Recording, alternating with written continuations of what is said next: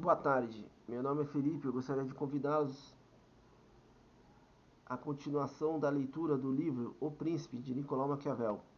Meu nome é Felipe. Eu gostaria de convidá-los a subscrever no canal. Se gostar do vídeo, deixe seu like no sininho e não esqueça, suporte esse canal com as doações. Ative as notificações, compartilhe esse vídeo com seus amigos. Siga-me no Twitter, Facebook e no Instagram. Muito obrigado. Vamos começar. Deixe seu comentário. Faça sua pergunta. Se for comprar na internet, acesse o link abaixo na descrição da Amazon.com. Muito obrigado, boa tarde.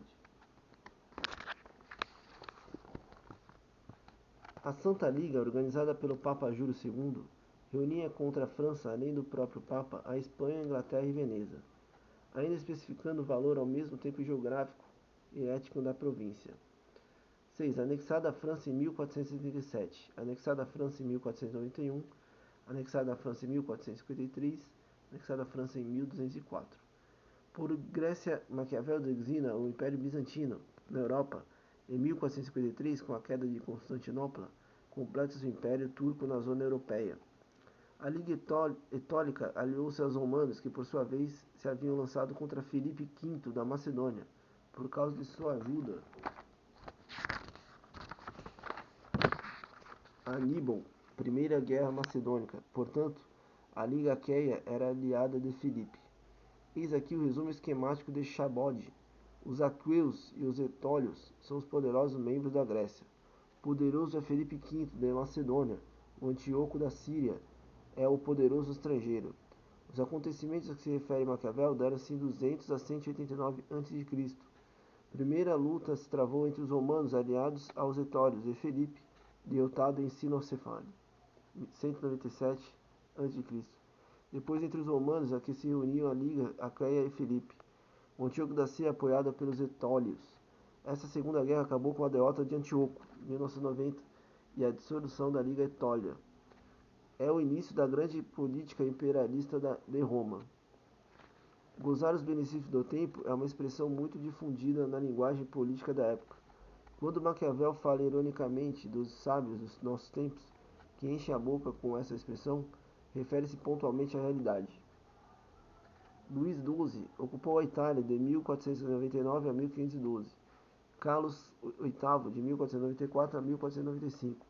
Carlos VIII havia prorrogado na Itália a formação da Liga Antifrancesa, ainda em vigor no tempo da invasão de Luís XII. Instalou-se um governante francês em Gênova. A fragilidade de Gênova desvia-se à sua estrutura política e social, denominada pelas grandes famílias e destituída de uma concepção unitária do Estado. É desse momento o tratado pelo qual os franceses se comprometem a ajudar os florentinos na luta contra Pisa. Ver adiante capítulo 13. Giovanni Bentivogli, senhor de Bolonha. Caterina Sforza Riario, que será expulsa de seu domínio por Cesare Borgia, ou Valentino, filho de Alexandre VI. O jovem Astorre Manfredi, perseguido e depois estrangulado por Valentino em 1501. Giovanni Sforza, expulso por Valentino em 1500. Pandolfo Malatesta, expulso por Valentino em 1502. Júlio César Varano, vencido por Valentino em 1502. Senão propriamente como possessões territoriais, certamente como alianças e influências.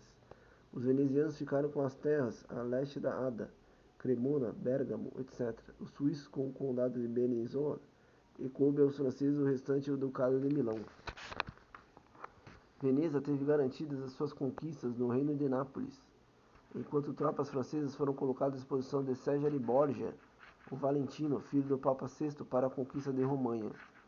O Papa Alexandre VI Borgia, que já havia começado a consolidar o seu predomínio na Itália Central, através da obra do Valentino. Em 1502, Cesare Borgia, o Valentino, aproveitando-se da rebelião dos habitantes de Arezzo e Val di Chiana, tentou marchar sobre Florença, referência ao Tratado de Granada, 1500, com Fernando o Católico. Frederico de Aragão.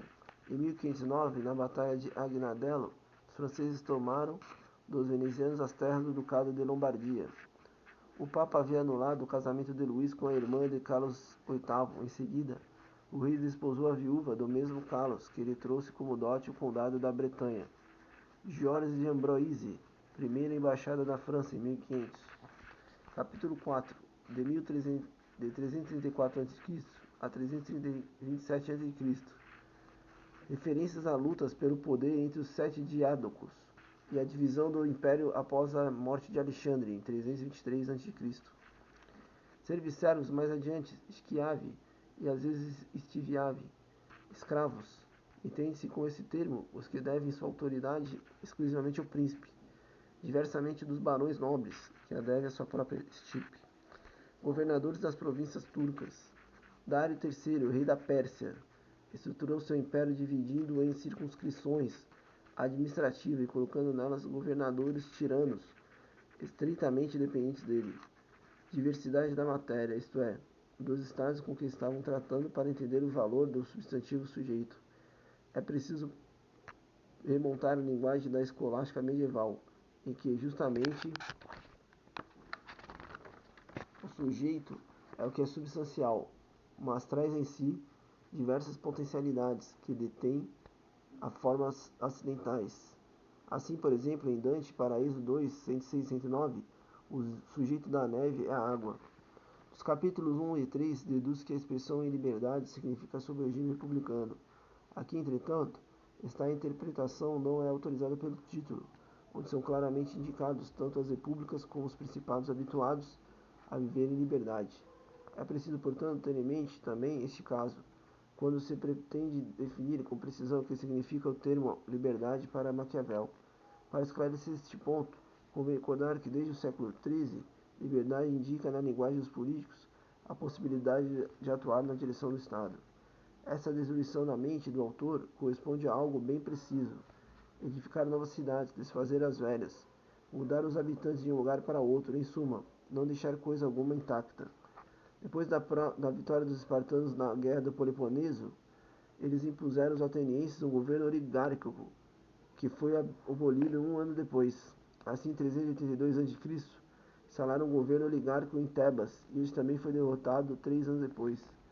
Das três cidades citadas, Cartago e Numância foram completamente destruídas, respectivamente em 146 a.C., Capua, após a Batalha de Cannes, em 216, perdeu toda a autonomia. O cônsul Flamínio tinha de fato proclamado a liberdade da Grécia em Corinto em 196 a.C., mas depois teve que destruir a cidade e reduzir a Grécia à província romana. Portanto, naquela tripartição tão solenemente instituída ao início do capítulo, não prevalece, pensando bem, apenas um modo. Depois continuaremos. Obrigado por escutar o livro. Espero que gostaram desse vídeo. Muito obrigado. Compartilhe esse vídeo. Deixe seu like. Subscreva no canal. Deixe seu comentário. Se for comprar pela internet, clique no link da Amazon na descrição. Muito obrigado. Boa tarde.